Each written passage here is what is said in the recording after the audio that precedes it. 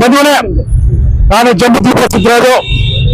ಇವತ್ತು ಏನೋ ಇಡೀ ದೇಶದಲ್ಲಿ ವಿಜಯೋತ್ಸವನ ಆಚರಿಸ್ತಾ ಇದ್ದೀವಿ.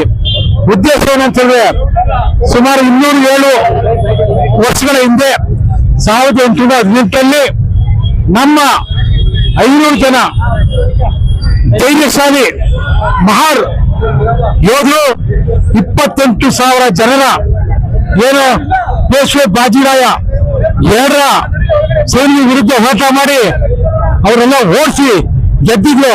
ಆ ಪ್ರಯುಕ್ತ ನಾವು ಇಡೀ ದೇಶದಲ್ಲಿ ಒಂದು ವಿಜಯೋತ್ಸವನ ಆಚರಿಸ್ತಾ ಇದ್ದೀವಿ ಬಂಧುಗಳೇ. ಸೊ ಇದಕ್ಕಾಗಿ ನಾವೆಲ್ಲರೂ ಇವತ್ತು ನಮ್ಮ ಶೋಭಾ ಗೋವಿಂದವರ ನೇತೃತ್ವದಲ್ಲಿ ಈ ಕಮಲನಗರದಲ್ಲಿ ಒಂದು ಕಾರ್ಯಕ್ರಮವನ್ನು ಹಮ್ಮಿಕೊಂಡಿದ್ದೀವಿ. ಈ ಕಾರ್ಯಕ್ರಮದಲ್ಲಿ ಕರ್ನಾಟಕ ರಾಜ್ಯ ಆದಿವಾಸಿ ಸಂಘ ಮತ್ತು ರಾಜ್ಯ ಬೇರೆ ಬೇರೆ ಪ್ರದೇಶದಿಂದ ಬಂದಿರುವಂತ ಎಲ್ಲ ದಲಿತ ಬಂಧುಗಳು, ಮುಖಂಡರು, ವಿದ್ಯಾವಂತರೆಲ್ಲ ಆಗಮಿಸಿದ್ದಾರೆ. ಈ ಒಂದು ಕಾರ್ಯಕ್ರಮ ನಾವು ಯಶಸ್ವಿಯಾಗಿ ನಡೆಸಿಕೊಟ್ಟಿದ್ದೀವಿ. ನಾವು ಇವತ್ತಿನ ಕಾರ್ಯಕ್ರಮದ ಉದ್ದೇಶ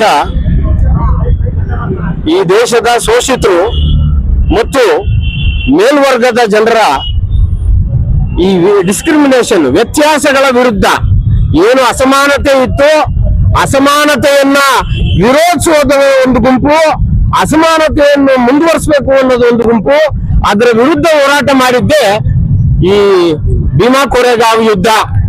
ಆ ಕಾರಣದಿಂದ ನಾವು ಅಂಬೇಡ್ಕರ್ ಅವರು 1927ರಲ್ಲಿ ಲಂಡನ್ ನಲ್ಲಿ ಏನ್ ಬ್ರಿಟಿಷ್ ಲೈಬ್ರರಿನಲ್ಲಿ ಓದುವಾಗ ಅಲೆಕ್ಸಾಂಡರ್ ಆಲ್ಬರ್ಟ್ ಅಂತೇಳಿ ಒಬ್ರು ಇತಿಹಾಸ ತಜ್ಞರು, ಹೊರದೇಶದ ಇತಿಹಾಸ ತಜ್ಞರು ಈ ಮಾತುಕಾರಿ ಇದು ಹಿಂದೆ ನಡೆದಂತ ಘಟನೆಯನ್ನ ಮುಚ್ಚಿಟ್ಟಂತ ಇತಿಹಾಸವನ್ನ ಹೊರತೆಗೆದು ಅವರ ದಾಖಲೆಗಳಲ್ಲಿ ಮಂಡಿಸಿದ್ರು. ಅದನ್ನ ಬ್ರಿಟಿಷ್ ಲೈಬ್ರರಿನಲ್ಲಿ ಕಂಡಂತ ಬಾಬಾ ಸಾಹೇಬ್ ಅಂಬೇಡ್ಕರ್ ಅವರು ಪುಣೆ ಭೀಮಾ ತೀರದಲ್ಲಿ ಹುಡುಕಿ ಅದನ್ನ ಬಯಲುಗೊಳಿಸಿ ಇಡೀ ಪ್ರಪಂಚಕ್ಕೆ ತೋರಿಸ್ಕೊಟ್ರು.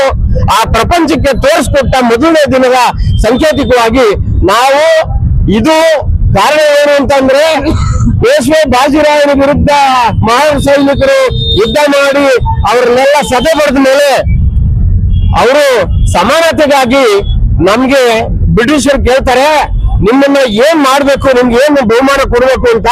ನಮ್ಗೆ ಯಾವ ಬಹುಮಾನವೂ ಬೇಕಾಗಿಲ್ಲ, ನಾನು ಈ ದೇಶಕ್ಕೋಸ್ಕರ ನಾವು ಹೋರಾಟ ಮಾಡಿದ್ದೀವಿ, ನಮ್ಗೆ ವಿದ್ಯೆಯನ್ನ ಕೊಡ್ಬೇಕು, ಶಾಲೆಗಳನ್ನ ಪ್ರಾರಂಭ ಮಾಡಿ ಅಂತ ಹೇಳಿ ಅವರು ಬ್ರಿಟಿಷ್ ಅಧಿಕಾರವನ್ನ ಕೇಳ್ಕೊತಾರೆ.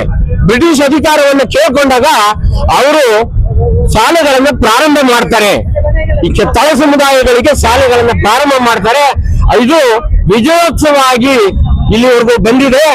ದಯಮಾಡಿ ಎಲ್ಲಾ ಪೀಳಿಗೆ, ಮುಂದಿನ ಪೀಳಿಗೆಯವರು ಕೂಡ ಈ ವಿಜಯೋತ್ಸವವನ್ನ ವಿಜೃಂಭಣೆಯಿಂದ ಮಾಡ್ತಾ ಪ್ರಬುದ್ಧ ಭಾರತವನ್ನ ಕಟ್ಟಲಿಕ್ಕೆ ಪ್ರಬುದ್ಧತೆಯನ್ನ ನೀವು ಮತ್ತೊಂಬದನೇದಾಗಿ ಬೆಳೆಸ್ಕೊಳ್ಬೇಕಂತ ಹೇಳಿ ಎಲ್ಲರಿಗೂ ಒಂದ್ಸಿ ಭೀಮ ವಂದನೆಗಳನ್ನ ಹೇಳಿ ನನ್ನ ಮಾತನ್ನು ಮುಗಿಸ್ತಾ ಇದ್ದೇನೆ. ಜೈ ಭೀಮ್. ಈ ಒಂದು ಕೋರೆಗಾಂವ್ ವಿಜಯೋತ್ಸವ ಕಾರ್ಯಕ್ರಮವನ್ನು ನಮ್ಮ ಕಮಲಾನಗರದ ಕೋರೆಗಾಂವ್ ವಿಜಯೋತ್ಸವ ಸಮಿತಿಯವರು ನಮ್ಮ ಗೋವಿಂದರಾಜ್ ಸರ್, ಸಿದ್ದರಾಜ್ ಸರ್, ರಾಜು ಅವರು ಎಲ್ಲರಿಗೂ ಸೇರಿ ಮಾಡಿದ್ರಿ. ನಿಮ್ಗೆಲ್ಲರಿಗೂ ಅಭಿನಂದನೆಗಳು ಸಲ್ಲುತ್ತವೆ. ಯಾಕೆಂದ್ರೆ ಇದು ಏನು ವಿಚಾರ ಆಗ್ಬೇಕಂದ್ರೆ, ಇದು ಕೋರೆಗಾಂವ್ ವಿಜಯೋತ್ಸವ ಬಾಬಾ ಸಾಹೇಬ್ ಅಂಬೇಡ್ಕರ್ ಅವರು ಇದ್ದಾಗ ಪ್ರತಿ ವರ್ಷ ಅವರು ಕೋರೆಗಾಂವ್ ವಿಜಯೋತ್ಸವ ಅಲ್ಲಿ ಸಂಭಕ್ಕೆ ಹೋಗಿ ಏನ್ ಮಾಡ್ತಿದ್ರು, ನಮ್ಮನ್ನ ಸಲ್ಲಿಸ್ತಿದ್ರು. ಯಾಕಂದ್ರೆ ಇದು ನಮ್ಮ ಮಹಾರ ಜನಗಳು ಗೆದ್ದಂತ, ಅದಕ್ಕೆ ಅವ್ರು ಏನ್ ಹೇಳ್ತಿದ್ರು, ಮಹಾರ ವಿಜಯೋತ್ಸವ ಅಂತ ಅಸ್ಮಿತೆ ಅಂತ ಕರಿತಿದ್ರು. ಇದನ್ನ ಮಹಾರ ಜನಾಂಗದ ವಿಜಯ ಅಸ್ಮಿತೆ. ಇದು ಉದ್ದೇಶ ಏನಿದೆ ಅಂದ್ರೆ, ಅಸಮಾನತೆಗಳು ಏನಾದ್ರೂ ಮತ್ತೆ ಶುರು ಆದರೆ, ಅಸಮಾನತೆಗಳು ಏನಾದ್ರೂ ನಮ್ಮನ್ನ ನಾವು ಸಮಾನವಾಗಿ ಹೋಗೋಣ ಅಂತೇಳಿ ಅಂಬೇಡ್ಕರ್ ವಾದಿಗಳು ಹೇಳ್ತಾ ಇರೋದು. ಸಮಾನತಾವಾದ ಬಂದ್ರೆ ಅಂತವ್ರು ಮತ್ತೇನಾದ್ರು ಪೇಶಿ ಅಂತಾರ ಬಂದ್ರೆ ಮತ್ತೆ ಕೋರೆಗಾಂವ್ ಅಂತ ಯುದ್ಧಗಳು ನಡೆಯುತ್ತವೆ. ಹಾಗಾಗಿ ನಾವೇನಂದ್ರೆ ಬುದ್ಧ ಬಸವ ಅಂಬೇಡ್ಕರ್ ವಾದಿಯಾಗಿ ನಾವೆಲ್ಲರೂ ಇಲ್ಲಿ ಹೋಗ್ತಾ ಇರೋದು. ನಮ್ಮ ಈ ಉದ್ದೇಶ ಅದೇ, ಎಲ್ಲರೂ ಸಮಾನವಾಗಿ ತಗೊಂಡು ಹೋಗ್ತಾ ಇರೋದು. ನಮ್ಮ ಸ್ನೇಹಿತರು ಮಾಡಿದಂಗೆ ಈ ದೇಶದ ರಾಜ್ಯದ ತುಂಬೆಲ್ಲ ಈ ಕೋರೆಗಾಂವ್ ವಿಜಯೋತ್ಸವ ಏನಪ್ಪಾ ಅಂದ್ರೆ ನಡಿಬೇಕಾಗಿದೆ. ನಮ್ಮ ಮುಂದಿನ ಪೀಳಿಗೆಗೆ ಇದು ಅರ್ಥ ಆಗ್ಬೇಕಾಗಿದೆ ಅನ್ನೋ ಮಾತನ್ನ ನಾನು ಮಾರ್ಗದರ್ಶನ ಆಗ್ಬೇಕು. ಇದನ್ನ ನಾವು ಸಂಪೂರ್ಣ ಇತಿಹಾಸ ತಿಳ್ಕೊಬೇಕಾಗ್ತೈತಿ, ನಮ್ಮ ಜೀವನದಲ್ಲಿ ಅಳವಡಿಸ್ಕೊಳ್ಬೇಕು.